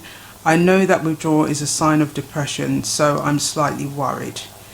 So this young lady is aware of, I guess, her mental health and what state that might be in right now. Which is another admirable quality. It because is. not everybody knows what mental health even is, even though there is a lot of focus on it now. And we did mention, our show last week was on the fact that it's Men's Mental Health Awareness Month. And so even that awareness enables you or empowers you to get support if you need it, and this person recognises that they need support. So what would you suggest for this young person, ladies? She struggled to make friends. She's overcome that, but now she's feeling like it's quite draining when she's being disappointed. She feels she needs a support systems right now, but is also in limbo because cutting off, I suppose some people feel like with no expectation there's no disappointment, which can be quite a lonely place, because then if you just have a mentality of I just won't expect nothing from no one and then I won't be disappointed, it then means that you're not allowing people to show up for you. Any thoughts on this? So I was thinking in the break, we were talking, Shiz and I were talking briefly, and I was thinking, for me, it comes down to three things. Expectation, experience, and expression. Expectation, which we've already talked about. What are you expect? What are this young person's expectations based on? Are they based on what they've seen around them in terms of their families, friendships, and how they interact? What are they based on? So that's what's the expectation there. How am I expressing to the people around me, my friendship group? How am I expressing what I need from them, or how they are impacting on me? How am I doing that? Am I doing that in simply by withdrawing, or am I actually able to say to them, or is there a way I could express how I'm feeling to the group? And then experience, how can I look at those, if you like, maybe they've already gone to their auntie, how can I use their experience to inform my expectation and my actions? So those three things for me, the expectation, the expression, and the experience, are really, really important. And if the auntie figure that they have gone to if they were coming to me, that's the basis on which I would be coming. That's where I would be coming from. Just using those three. Just in the break room time, I was sitting here thinking, what is that about? So for me, those three things would be key. Really amazing. Yeah, I would also look at what is actually happening in her life right now. She's in her third year of uni. We don't know what her previous relationships have looked like, even though she has mentioned they were quite healthy relatively. I would, if I was her auntie, I would be saying, okay, let's have a look at what's going on. How are you finding your studies? There's already that pressure point. You already are trying to meet something. I mean, I didn't go to uni, but if you speak to uni students, they will tell you, like, it actually is hard. I have to lock in. And then you're trying to have a social life on top of it. But you're now juggling two things. And is it just the period of your life that you're in right now where you're kind of having to battle the two, but maybe you just need to focus on the one and explain to your friends, okay, I may have to take a step back for me and my own mental health and well-being. But it is, again, how Haneefah said, how you express it. And I think that stems from, well, what was her upbringing like? Was it healthy? Did people have those conversations, or was there a lot of anxious, avoidant people within your family whereby you actually can't quite tap into that and express that? And sometimes you don't know that until you actually sit down and go to a counsellor or a therapist or someone with that experience who can say, I get you, I hear what you're saying, this is how I can help you through it, or you can navigate your way through it. Would you like to say what I'm thinking, or should I say what I'm thinking? Am I supposed to know what you're thinking? I think you should. One thing me and Dissector Selector have discussed on the show previously is attachment styles. And you brought up anxious avoidant. Would you like to explain what that is for the listeners who may not know? You're putting her on the spot now. I think you would. I love attachment theory. Yeah, attachment theory is very interesting. It's really interesting. And it's a whole other show. We've done a couple shows on it, but in a nutshell, your attachment style is based on, like you were saying, Amira, how you were raised, whether you were raised in a loving, balanced household that creates a securely attached person, whether you were, some people are physically, emotionally, mentally abused. That tends to give a more disorganized attachment vibe, where later on in life, when they're in relationships, it's very push and pull. They want love, they want nurturing, but when they receive it, they push back and want to reject. They're waiting for the other foot to fall. Sorry, go on, Sabehya. I'm so sorry.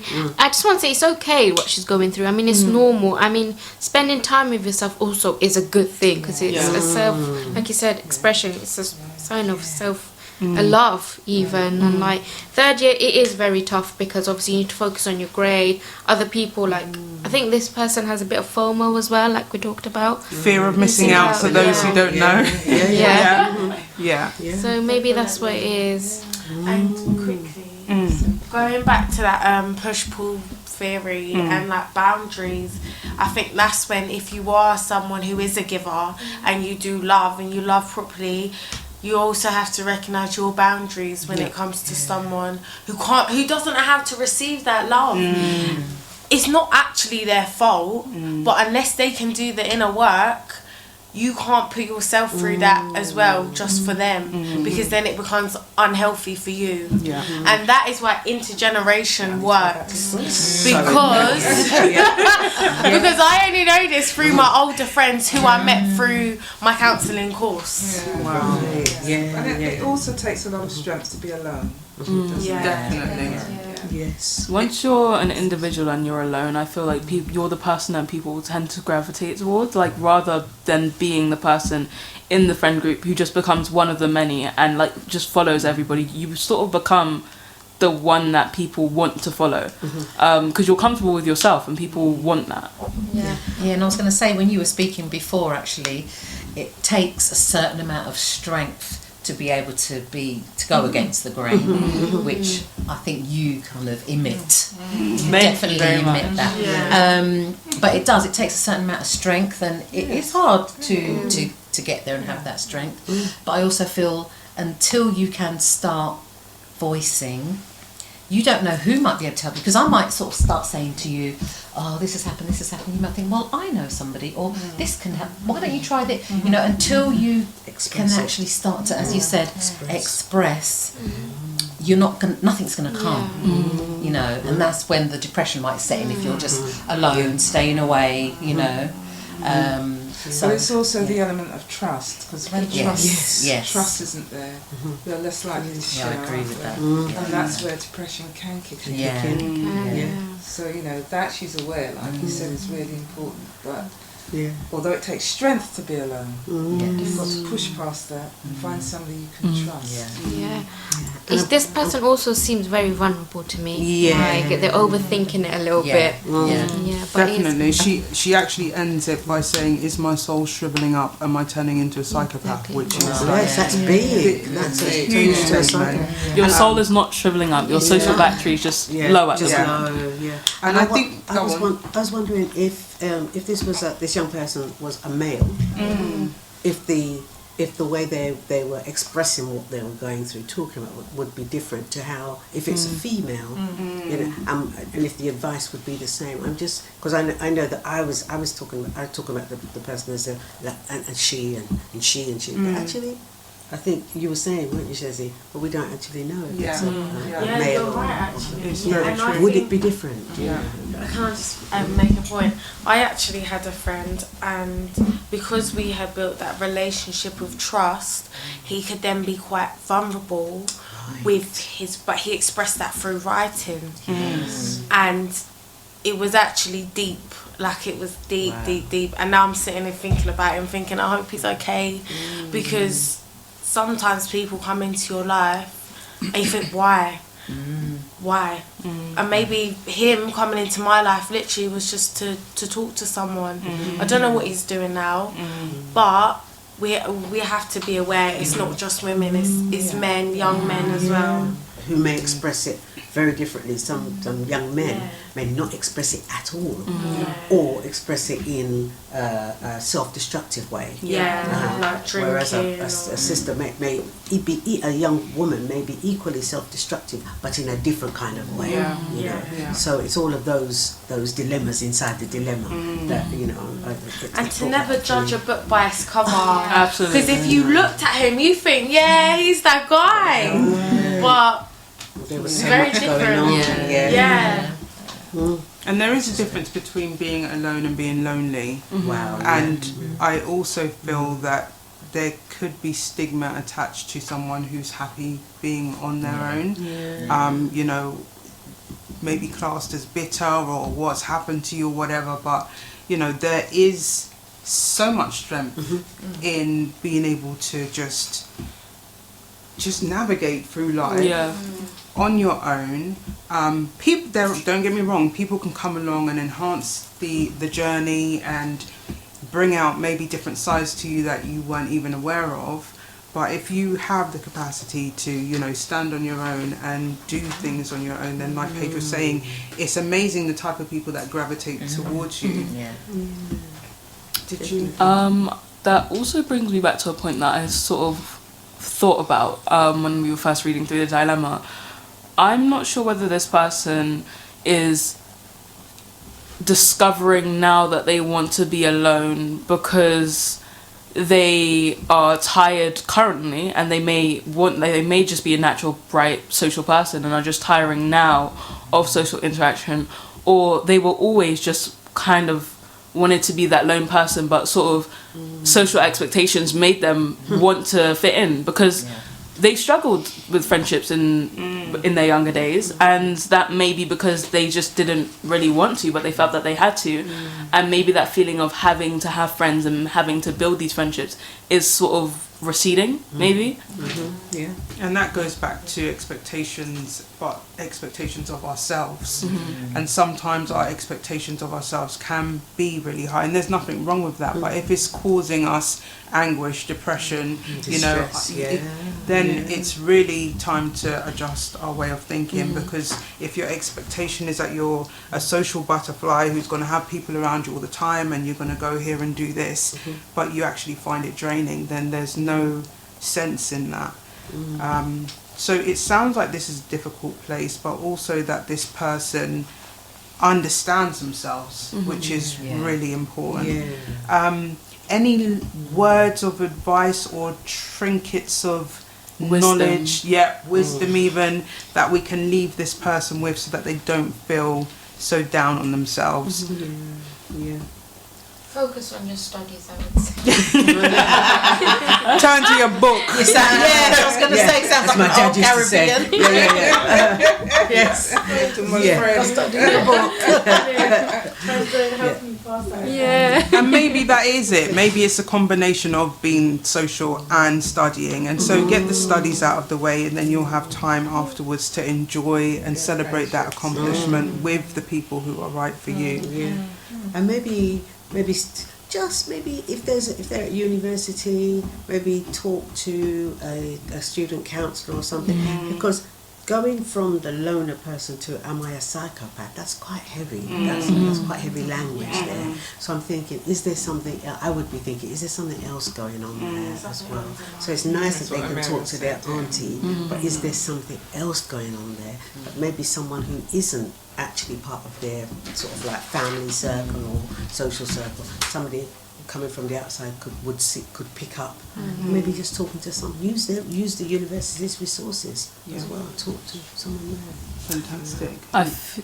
Any last words? I feel like in this situation I would maybe turn to people outside of who my usual friends are to see if it may be that the people I'm around are draining me, or it could just be the people in general I'm not fond of.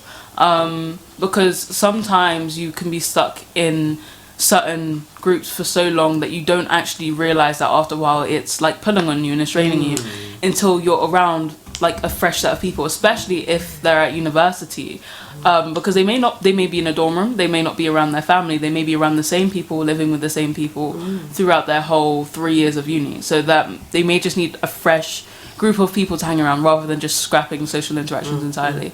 Yeah. Can I say one more thing? Go.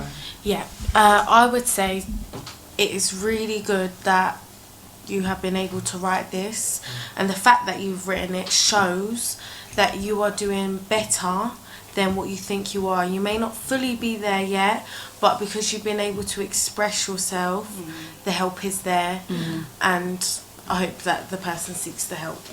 Thank you, Amira. Wise words indeed. Sabehya, you're going to leave them with the information that we leave at the end of She was ready. The way she flicked the wrist on the flyer. Yeah, so if you are suffering for something that this person is dealing with, remember that there is always help, even like professional help, expert help. So if you do live in Luton, you are suffering with something like this, remember there is always Total Wellbeing in Luton. They are there to support your physical and emotional health. You can always give them a call and book an appointment. Their number is 0300 555 4152. And if you do live or registered with a GP in Luton, you can refer for physical and emotional health support.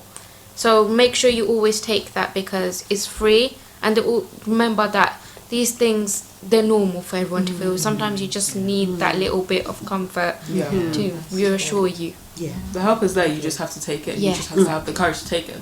Yeah, fantastic.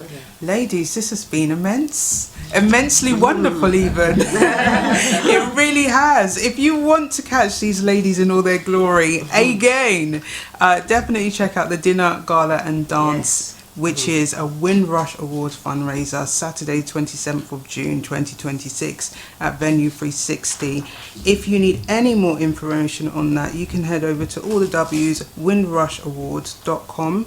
Alternatively, contact Bob Baker on 07956 569 638. I'd like to thank you very much, Bob, for your collaboration and your just everything that you're doing for the community right now. Definitely.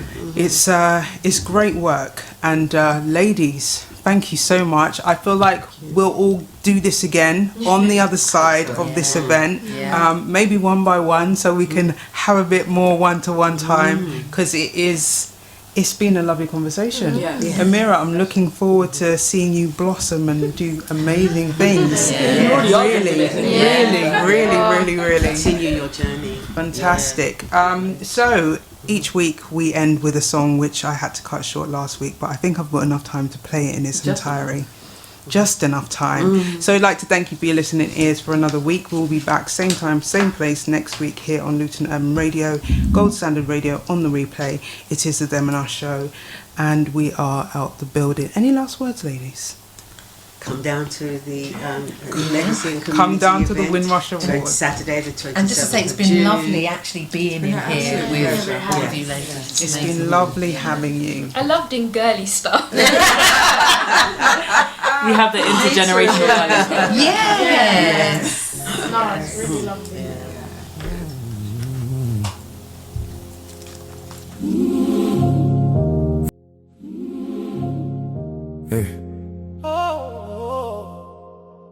Faith under construction, I'm still being built. Tryna walk with God, but I still feel guilt. Can't sit on the fence, gotta choose my side. Never want the middle, but I'm done with that life.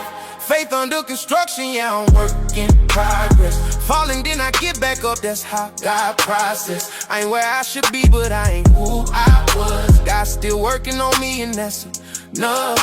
Yeah. Read my Bible every day, still feel off. Still get mad, still get lost.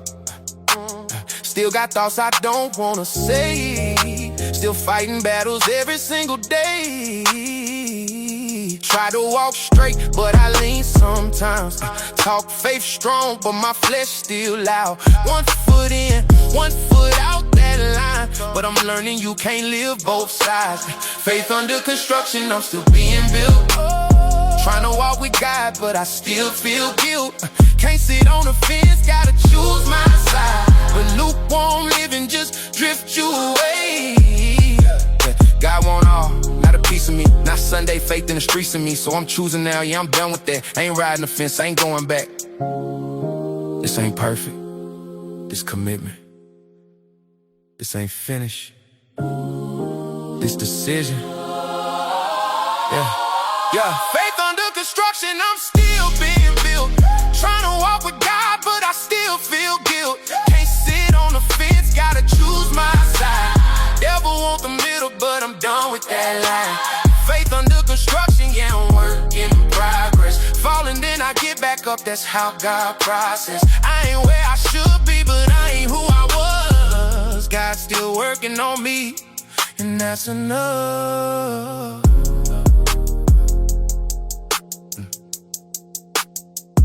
Standard Radio is looking for talk show hosts, breakfast presenters, and innovative DJs. Please email your bio and demo to goldstandardradio@gmail.com. Greetings and blessings. I'm Dissector Selector Kae-C. And I'm Presenter Page. And we're inviting you to join us on Thursday evenings for some music, insight, and problem solving from a younger to older, inexperienced to mature, tender to well done, junior to senior, bud to bush kind of vibe. If you'd like our views on your dilemma, drop us an email at themandusshow@gmail.com. Or you can just tune in and enjoy some good wholesome energy from 6 till 8 on Luton Urban Radio. Tune in to Lady Loy on Gold Standard Radio every Saturday 7 p.m. till 9 p.m. for a taste of the unfamiliar on her roller coaster show. Salutations, I'm Dissector Selector Kae-C, here to invite you to join me every Monday from the hours of 8 till 10 p.m. GMT here on Gold Standard Radio. I'll be kicking off the show with the Sample Example Show, dissecting current tracks and taking them back to their roots on what I like to call a musical family tree. Following that will be the Support for Support Show, featuring new music, new artists, and more Dissector vibes. Don't forget to check out the segment Support for Support 7, where I feature 7 tracks from one artist, producer, or project to give it that extra kick. So don't forget, you can catch me every Monday from 8 till 10 p.m. GMT here on Gold Standard Radio. And in the meantime, why not head over to the website, dissectorselector.com. Dissector the selector, body see, no lie, can't lie. Tune in to Lady Loy on Gold Standard Radio every Saturday 7 p.m. till 9 p.m. for a taste of the unfamiliar on her roller coaster show.